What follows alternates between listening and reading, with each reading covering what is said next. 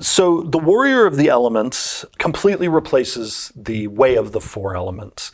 The Way of the Four Elements, sadly, in terms of satisfaction, was often the lowest rated subclass in the 2014 Player's Handbook. Yeah. And so looking at it, we realized the best path forward is to replace it. Yeah. And the Warrior of the Elements is a subclass that people got to see a draft of in the Unearthed Arcana process, and now the final version is here in the book. This is a monk who is all about channeling the elemental forces of the multiverse and using those elemental powers as part of their martial arts. And so you're going to see a number of really fun things here related to that.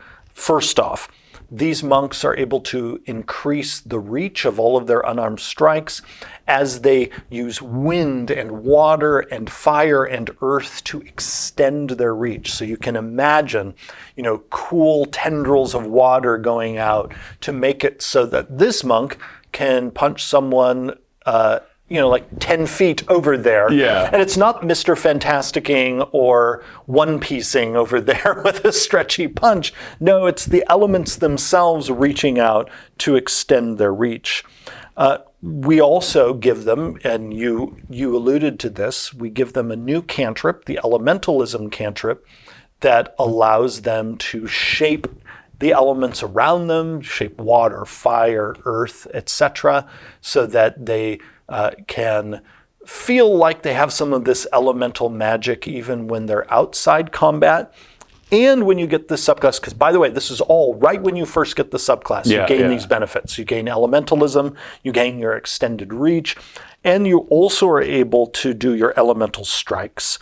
And so whenever you hit somebody now with that extended reach that the elements are giving you, and you are dealing damage to them, you can first off change that damage type to one of a list of damage types that we provide, all elementally themed.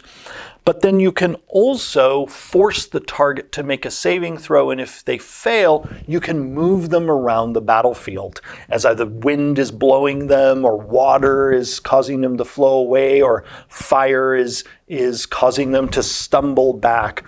Whichever element it is that you're deploying, you suddenly, with that extended reach, get to be like, no, you're here, you're now over there. So a lot of tactical fun is waiting for you right here at level 3 when you first get this subclass. Then when you get up to level 6, you gain the ability to essentially extend your elemental power to a greater distance. Now you'll be able to take a magic action, expend some focus points, and then cause an explosion of elemental power up to 120 feet away from you. And this is a 20-foot radius sphere explosion. Whoa. Where you now deal damage, and it is based on your martial arts dice. And so this is something that will scale with you as your martial arts die gets better. So even better than we did with the Way of the Four Elements, we're giving you the ability to easily just bring some spectacular elemental effects to the battlefield. And rather than expecting you to choose a particular element that you use all the time, the theme of the Way of the Elements, and it's partly why we changed the name of the subclass, the Warrior of the Elements, is you are tapping into the whole elemental chaos. You're not necessarily tied to any particular elemental plane. Instead, you're tapping into the chaotic mixture of all of them, which is one of the reasons why we made it so that you can choose every time you use these abilities to pick a different one of the damage types that are available here. It's also why even in the art for this subclass, you'll see in the monk's image that she is channeling multiple different elements all at the same time. Rather than just being a monk of fire or earth or wind or what have you. We also have made it so that while you have those benefits going of that extended reach and you're using your elemental strikes, which I should have mentioned earlier, you have to actually activate. They're not on all the time. Right. You have to spend focus points to turn them on. And so when you're just going about your day, you don't have water extending from your hand. Distracting. But yeah, if you use focus points to turn on these powers, well, that power that you've turned on just gets better and better as you go up in level. So once you reach level 11, whenever you've activated your elemental attunement, that's the name of the feature that gives you that extended reach and those elemental strikes, now you also have a fly speed and a swim speed because you are carried aloft by the winds, right. you are pushed along by the waters, so now you have supreme mobility on top of the outstanding mobility that monks already have. Then at level 17, you get a feature called Elemental Epitome. And this also improves your elemental attunement ability. You now get an elemental damage resistance that you get to choose, and you get to choose it at the start of every one of your turns. So, oh, wow. So every time your turn starts, you just get to decide if that turn, or rather until the start of your next turn, you have resistance to acid, cold, fire, lightning, or thunder. And in certain battles, that could be really useful to be able to just keep switching those. Yeah. Also, we've made it so that when you use your Step of the Wind, while your elemental attunement is going, your speed increases, so now you're even faster.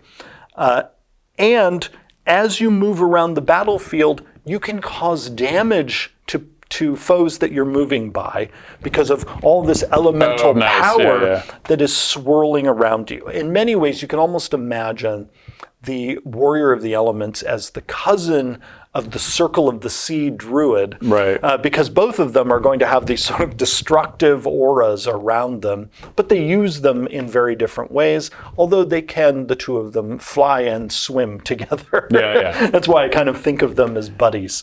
You also, in this Capstone ability, have the option to just once per turn deal some extra damage because of all of this elemental power that is swirling around you.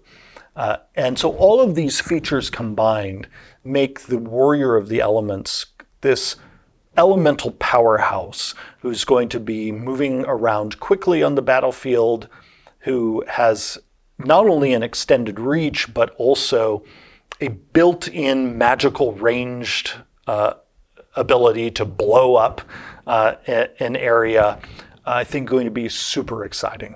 The New Player's Handbook is available for pre-order right now on D&D Beyond. You can find that link in the video description.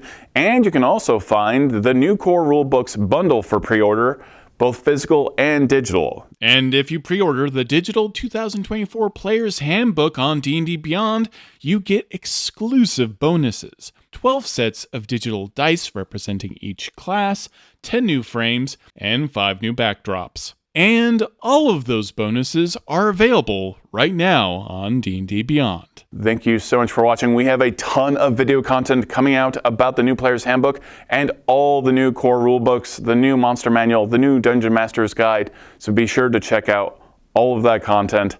And thank you for watching.